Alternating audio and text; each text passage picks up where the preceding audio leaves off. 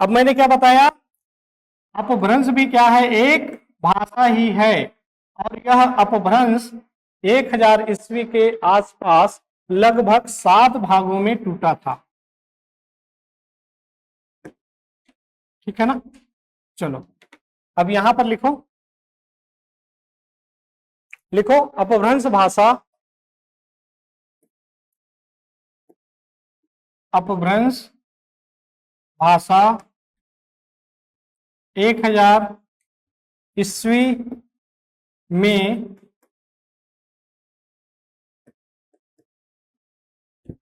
इसको भौगोलिक आधार पर लिखो, ज्यादा सही है। 1000 ईस्वी में भौगोलिक आधार पर 7 भागों में, भौगोलिक आधार पर 7 भागों में विभाजित होता है, जिससे सभी आधुनिक भारतीय भाषाओं का जन्म होता है।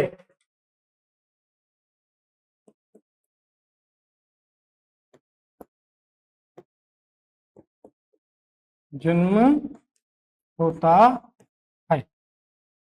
क्लियर है। अब देखो, मैंने कहा कि 1000 ईस्वी के लगभग अपभ्रंश जो है, देखो अपभ्रंश को 7 भाग में इसलिए तोड़ा गया क्योंकि भारत का आप क्षेत्र देखेंगे तो बहुत विशाल क्षेत्र है। ठीक है ना। अभी केवल भारत को आप देखोगे तो 32 लाख, मोटी मोटा 33 लाख वर्ग किलोमीटर का हमारा क्षेत्रफल है। इसमें आप पाकिस्तान, अफगानिस्तान के क्षेत्र को जोड़ो, इसमें आप बांग्लादेश के क्षेत्र को जोड़ो, कितना बड़ा हो जाएगा। ठीक है।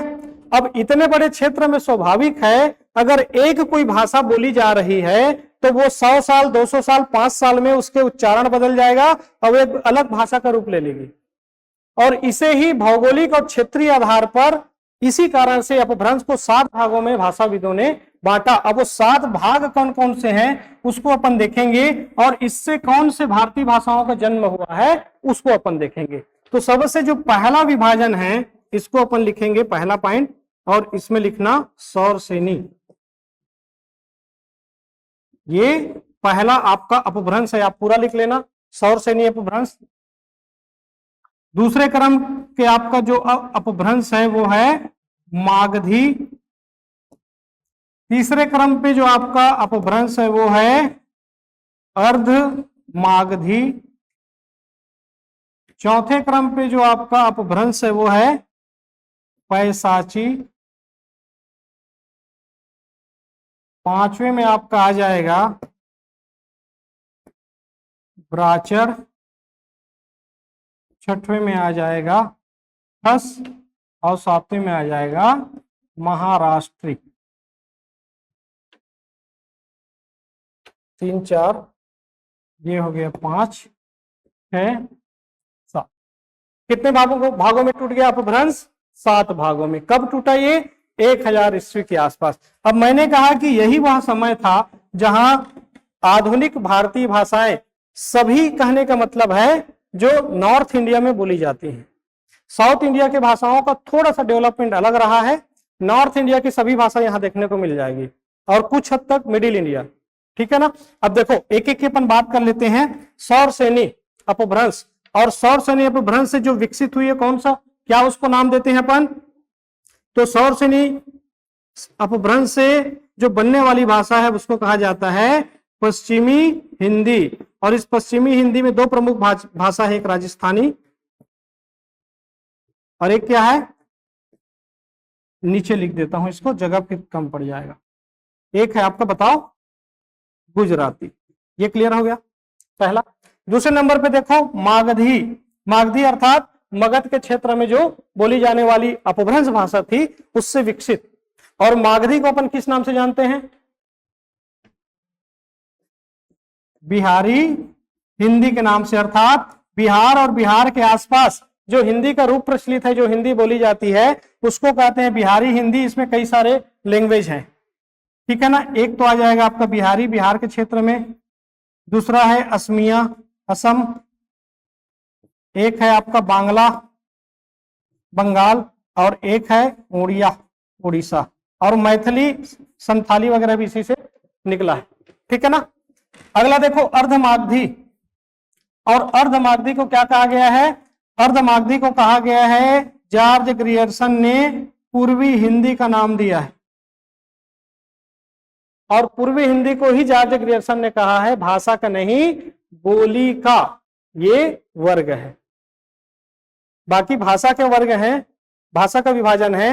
अर्धमागधी से भाषा नहीं बोलियां विकसित होती है, और इसमें 3 बोली शामिल है। अगर आप देखे होंगे तो कौन कौन सी? सबसे पहले अपना ही लिख लेते हैं, छत्तीसगढ़ी, हाँ, फिर अवधी, और फिर बघेली। और इसीलिए इन तीनों बोलियों को आपस में क्या कहा गया है? सगी बहनें। बहनें इसीलिए बोली स्त्रीलिंग, बोली क्या है? स्त्रीलिंग। ठीक है ना। तो इसी कारण इसको सगी बहनें कहा गया है। अब ये क्वेश्चन 10 बार रिपीट हुआ है अलग अलग टाइप से, यहां तक केसीएफ जैसे एग्जाम में भी पूछा है। इतना सिंपल क्वेश्चन। ठीक है ना। सौरसेनी, मागधी, अर्धमागधी, पूर्वी हिंदी। पूर्वी हिंदी को हम कहते हैं बोलियों का समूह। इसमें 3 बोलियां हैं, छत्तीसगढ़ी, अवधी और बघेली। अगला देखो पैसाची। अगला आ जाएंगे पैसाची। पैसाची अपभ्रंश से किसका डेवलपमेंट हुआ है? तो 2 प्रमुख भाषाएं, पंजाबी और एक आप लिखेंगे लहंदा। क्या लिखेंगे? लहंदा। ये मेरा राइटिंग थोड़ा सा ना गड़बड़ होता है, जहां आपको समझ नहीं आएगा आप बेझिझक पूछ लेना, गलत मत लिखना। ठीक, क्योंकि पहले मैं पेन से लिख रहा था, राइटिंग ठीक बैठती थी, फिर व्हाइट बोर्ड में लिखना लगा, वहां राइटिंग सुधर गया। उसके बाद डिजिटल बोर्ड आया, वहां पर बिगड़ना शुरू हो गया। अभी पेन बदल गया तो और बिगड़ गया। समझ रहे हो? तो ये प्रक्रिया चल रही है, गांधी जी टाइप सुधार की प्रक्रिया जारी है। जब सुधर जाएगा तब देखेंगे। तो पैसाची अपभ्रंश से 2 भाषाएं निकलती है, पंजाबी और लहंदा। अगला देखो, हाँ, लहंदा ये पंजाब के क्षेत्र में ही है, मिला जुला है। ठीक है ना। वो जो भाषा निकल रही है ना, वो उसी के सीमावर्ती क्षेत्र में बोला जाएगा। इसीलिए ये विभाजन किसने दिया पता है? ये विभाजन नहीं, हाँ वो तो है ही। अब ज्योग्राफी कैसा होता है? कोई क्षेत्र में एक ही क्षेत्र को एक आधार पे डिस्ट्रीब्यूट करेंगे ना। जैसे अर्धमागधी देखो, छत्तीसगढ़ी, अवधी, बघेली। अवधी कहां बोली जाती है? यूपी। यूपी कहां है आपके? जस्ट सिर के ऊपर, मतलब छत्तीसगढ़ से ऊपर। बघेली कहां बोली जाती है? बघेलखंड, छत्तीसगढ़ से, हाँ ठीक। ये आपके कुछ हद तक एमपी के साइड में भी और नागपुर के साइड में भी। नागपुर छोटा पहाड़। ठीक, तो ये सब सीमावर्ती क्षेत्र है। ठीक वैसे पंजाबी और लहंदा भी है। अगला देखो ब्राचर, खस और महाराष्ट्री। तो ब्राचर से कौन सा निकला है? सिंधी, सिंध प्रांत। मैंने बता रहा हूं ये कब की बात है? ये 1000 ईस्वी की बात है। 1000 ईस्वी में पाकिस्तान भी अपना हिस्सा था, अफगानिस्तान भी भौगोलिक दृष्टि और भाषा की दृष्टि से अपना हिस्सा था, और बंगाल भी अपने में शामिल था। तो ब्राचर से पैदा हुआ जो भाषा है वो है सिंधी। खस से बना है आपका पहाड़ी, और इस पहाड़ी में 2 है। कौन सा? गढ़वाली और कुमायूनी, और लास्ट है महाराष्ट्री। महाराष्ट्री से आपका बना है एक मराठी और एक है आपका कोंकणी। कोंकणी, कोंकण तट, गोवा। अब ये देखो, ये आज की आधुनिक भारतीय भाषाएं हैं कि नहीं है? और अभी सभी प्रचलन में है कि नहीं है? बिल्कुल है। और इसमें से बहुत सारा आपको संविधान में मिल जाएगा। 8 शेड्यूल, 22 लैंग्वेजेस। ठीक, इनको छोड़कर छत्तीसगढ़ी, अवधी और बघेली। ठीक, हालांकि छत्तीसगढ़ी के लिए प्रयास चल रहा है राजभाषा आयोग, लेकिन वो सफल नहीं हुआ।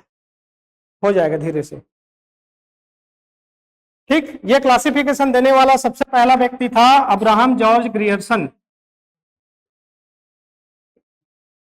जब भी भाषा की बात होगी तो इस व्यक्ति के बिना भाषा का अध्ययन पूरा नहीं होगा। ये सिविल सर्वेंट था, अंग्रेज जमाने का, खुद अंग्रेज था। रिटायरमेंट के बाद इसने कहा कि भैया मेरे को कुछ फंड प्रोवाइड कर दो, मैं भारत की भाषाओं का अध्ययन करना चाहता हूँ। अंग्रेजों ने कहा यार क्या मिलेगा इससे? बोले सेटिस्फैक्शन। तो ठीक है, दे देते हैं पैसा। अब उनको कौन सा अपना घर खेत बेच के देना था, भारत का पैसा भारत में लगाना था। ठीक, उन्होंने कहा ठीक है, तो लिंग्विस्टिक सर्वे ऑफ इंडिया की स्थापना किया, खुद चेयरमैन के पद पे बैठा, और इतना खतरनाक इसने अध्ययन किया इस व्यक्ति ने, इसके डेडिकेशन को सलाम है। आज से इससे आगे कोई बढ़ नहीं पाया। और उसकी पुस्तक का नाम है वर्नाक्यूलर लिटरेचर ऑफ हिंदुस्तान, 11 खंड में प्रकाशित है। कोई भी भाषाविद जो आज के डेट में भाषा का अध्ययन करता है वो इस बुक को रेफरेंस बुक के रूप में लिखता है। पीछे के बैक साइड में रेफरेंस संदर्भ ग्रंथ लिखते हैं ना, तो उसमें पहला नाम आता है जॉर्ज ग्रियर्सन। ठीक, अब उसी ने बताया था कि छत्तीसगढ़ी कहां मेंशन है, छत्तीसगढ़ी के कितने रूप हैं, छत्तीसगढ़ी किससे प्रभावित है। तो ये सब कुछ देने वाला व्यक्ति, ठीक, तो क्लासिफिकेशन भी इसी के द्वारा दिया गया है और बिना किसी विवाद के स्वीकार कर लिया गया है। भारत का व्यक्ति इसको दिया रहता तो विवाद होता, लेकिन एक अंग्रेज ने लिखा है तो इसीलिए विवाद नहीं होगा और नहीं हुआ। ठीक, तो यह हो गया किसका अध्ययन, तो अपभ्रंश का अध्ययन। और अपभ्रंश 1000 ईस्वी में 7 भाग में टूट गया, उससे आधुनिक भारतीय भाषाओं का जन्म हो गया। अब यहीं पर आप देखोगे, अब मैं कहूंगी इसमें हिंदी कहां पर है, हिंदी खोज के बताओ। यह तो 7 भाग में टूट गया ना अपभ्रंश, अब इससे आगे चल के हिंदी बनेगी, तो कहां से बनेगी हिंदी। हाँ नहीं बोलो, देख के बोलो। हाँ, खड़ी बोली कहां है इसमें, अर्धमागधी, बस, और कहीं पर हिंदी नहीं दिख रहा है, और कहीं नहीं दिख रहा है। तो 3 जगह आपको हिंदी देखने को मिलेगा। अब इन्हीं तीनों क्षेत्रों से हिंदी का डेवलपमेंट हुआ, किसी एक जगह से नहीं हुआ। और हिंदी भाषी राज्य अगर हम बात करेंगे, केंद्र सरकार ने 4 श्रेणी में बांट के रखा है राज्यों को, क ख ग घ ए बी सी डी। तो ए वर्ग जो कैटेगरी जिसमें 10 आपके राज्य हैं वो प्योर हिंदी बेल्ट है, जिसमें छत्तीसगढ़, एमपी, बिहार, झारखंड, यूपी, हिमाचल, राजस्थान ये शामिल है। 10 राज्य हैं। ठीक, और यही वो 10 राज्य का क्षेत्र है, आप काउंट कर लेना, देख लेना। और इन्हीं तीनों से हिंदी का डेवलपमेंट हुआ है, किसी एक से नहीं। और किससे हुआ ऐसा पूछेगा, आपको लेना है अपभ्रंश, बस। यहां किससे हुआ है नहीं पूछेगा, क्योंकि एक से नहीं हुआ है ना। ठीक है, हिंदी भाषा का विकास किससे हुआ, अपभ्रंश। हिंदी की आदिजननी भाषा कौन सी है, संस्कृत। संस्कृत को मदर लैंग्वेज कहा गया है, जननी भाषा। इतनी सारी भाषाओं को जन्म देने वाली भाषा एकमात्र है कौन, संस्कृत। और अपन तत्सम शब्द भी पढ़ते हैं कहां से, संस्कृत। तो संस्कृत के सारे शब्द जो ज्यों के त्यों आए हैं उनको हम कहते हैं तत्सम, उसी के समान। यहां तक हो गया बात, क्लियर है, कोई डाउट तो नहीं है। चलो, अब ये हो गया क्लासिफिकेशन, अपभ्रंश का विकास। अगर आप चाहते हैं अपने कैरियर को एक नई दिशा देना और सुनहरे भविष्य को साकार करना, तो जुड़िए कंपटीशन कम्युनिटी के साथ। आज ही हमारे वेबसाइट के कैरियर पेज पर विजिट करें अथवा डिस्क्रिप्शन बॉक्स पर दिए गए लिंक पर क्लिक करें। हमेशा आपके साथ टीम कोको।